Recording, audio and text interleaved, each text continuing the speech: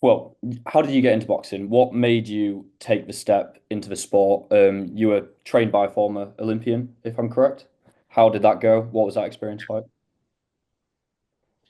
Yeah, so I mean, I've always loved boxing, been a fan. I started doing it myself at a late age, 33. But I always fancied it and thought I could, if I had the time to put into the training, that I could be good enough to do it professionally.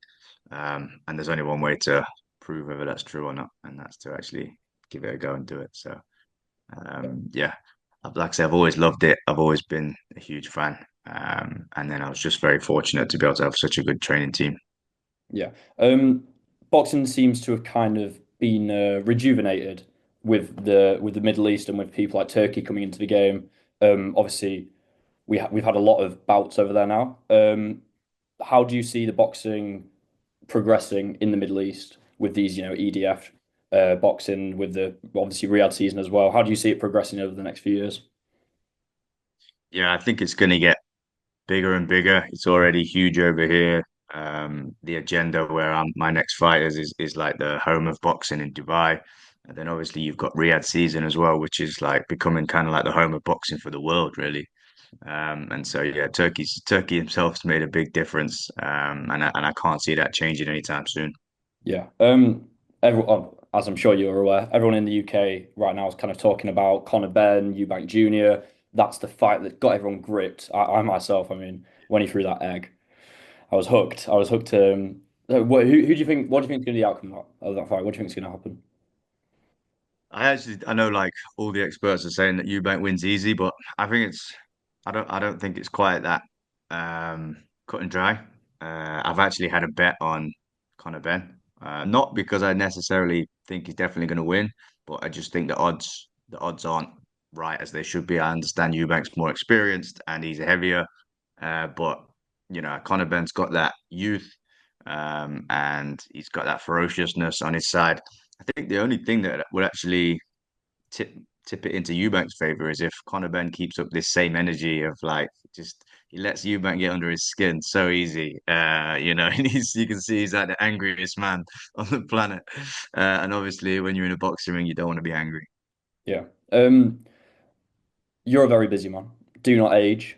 How do you Yep. balance do not age or your other kind of businesses, entrepreneurial involvements? How do you balance that with the boxing and training full time for a fight? Yeah, I mean, it's not easy. I'll be honest. This time has been a lot more difficult. My previous opponents have all been a sort of lower level, and you can kind of get away with a bit more of doing two things. This time it's an extremely different kettle of fish, and I've had to delegate, and I'm very fortunate. I've got a good team at Do Not Age running things, and like now we're less than 2 weeks away from the fight, and so yeah, I'm pretty much just solely doing boxing and recovery at the moment. So I don't have any other meetings.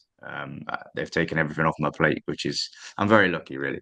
Yeah. Well, that leads me on nicely, actually. So your fight coming up is against, I'm going to butcher his middle name, I know, Oscar Maximiliano James. That is correct, isn't it? I've got the pronunciation right. That's Um, I think that's the full name. Yeah, just Maxi James is what he goes by. Yeah, Argentinian, 16 and 0, yeah, yeah, former WBC champion.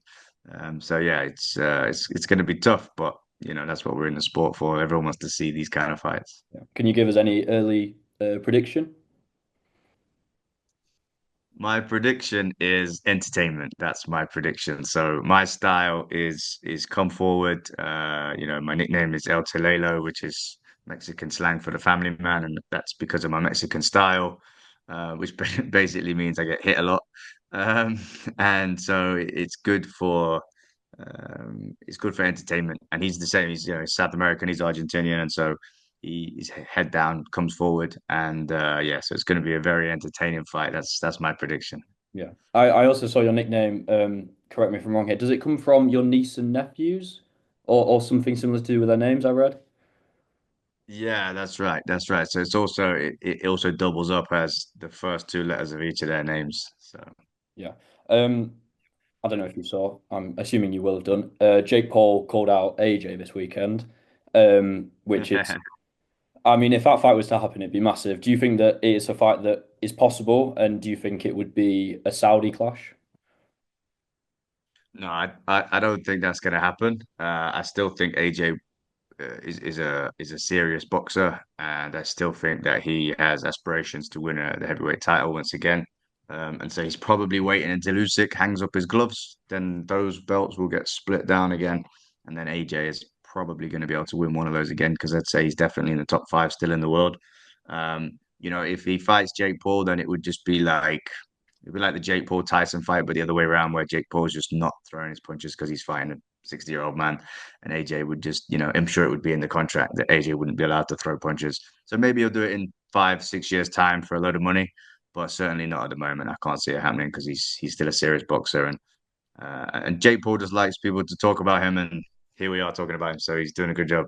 He is, he is. That leads me on again quite nicely. The heavyweight titles changed quite a few times in the last few years. We've seen big heavyweights fall out the ring. How would you rank Usyk, Parker, Dubois, AJ? What would be kind of your thinking of that four? Who would you put as the top right now in the game? And Yeah, I mean, I think you can't look further than Usyk. I'm a big Fury fan. I like the way he fights. I did think the first one was close, and I thought Usyk probably did win the second one. Uh, but still, I would probably put Fury at number two at the moment, even though he says he's retired. But he said that 15 times, hasn't he? So, um, and then Parker, I think always liked his style, but he's just improved so much since he's been under the tutelage of Andy Lee, which just goes to show you what a good trainer can do. And so, yeah, I would definitely put Parker up there. And of course, you probably have to put Dubois at number three at the moment. He's just knocked out AJ, and he's won some really hard fights. I think he had Big Baby Miller and Hrgovic as well before that. So, yeah, and Parker again, I would say would probably then be number four because no one wanted to fight Bacoli, and although Bacoli wasn't in the best shape we've ever seen him, he still did a job on him. So, yeah, that'd be my rankings for the heavyweights. what did you make of the Riyadh season, most recent one with Dubois, Parker, and Berto Bivol? What did you make of that card? Yeah, just unbelievable. I think I'm a big Beterbiev fan. Again, I love watching him fight. And so I was glad when he won the first one, and then also I was just glad to be able to watch the second one. They're both great spectacles. I think the Beterbiev Bivol number two was probably the best card we've ever seen. Definitely since I've been alive, anyway. So yeah, unbelievable to watch that as a fan. There was like three world title fights, I think, and then just all other heavy. I mean, I think it was Callum Smith versus Josh Barrett. Was like getting the card started. So, I mean, ridiculous when you think about it. Yeah. Just kind of taking a step away from kind of traditional boxing. KSI, Misfits, influencer boxing. There's been a lot of talk recently with Turkey getting involved. I spoke to Anthony Taylor, Anthony Pretty Boy Taylor, who's the champion right now for Misfits. I spoke to him the other day, and he seemed quite excited for this potential interest from the Middle East. How do you think that's going to go? Do Yeah. you think influencer boxing will make that move over, or do you think it'll kind of stay more localized to the US and to the UK? Yeah, I mean, I think that if there's a lot of attention on it and a lot of people are talking about it, then Turkey will just come and swoop it up because he's got bigger pockets than everybody else. So yeah, I think it probably will end up there. They'll definitely at least do some shows. Um, and from my perspective, I've got no issue with the influencer boxing scene. It's as long as it is what it is. You know what it is. We know what it is, and I think as long as people are enjoying it, then more power to them. Yeah, that's the thing. It gets the views, doesn't it? Even if the quality might not Yeah. be there yet. Actually, do you think that the influencer boxing will ever get to that level of where the quality is not miles apart or not? No, I think for most of them, no. People like Jake Paul, he is probably the best of the bunch. But again, when you look at his level in terms of what we would consider proper boxers, he's still way off the pace and nowhere near. And he's dedicated the last 5 years of his life or whatever to it. So I think it just goes to show there's a big gulf in class. And when you're an influencer, I mean, I would hate that life. They have to think about so many things and posting and doing stuff for X, Y, Z different reason. Whereas when you're a boxer, you only really need to think about one thing. Yeah. We've well, kind of touched on it already. Fight's weeks away. Training's going well, I hope. How ready do you feel? How's the camp?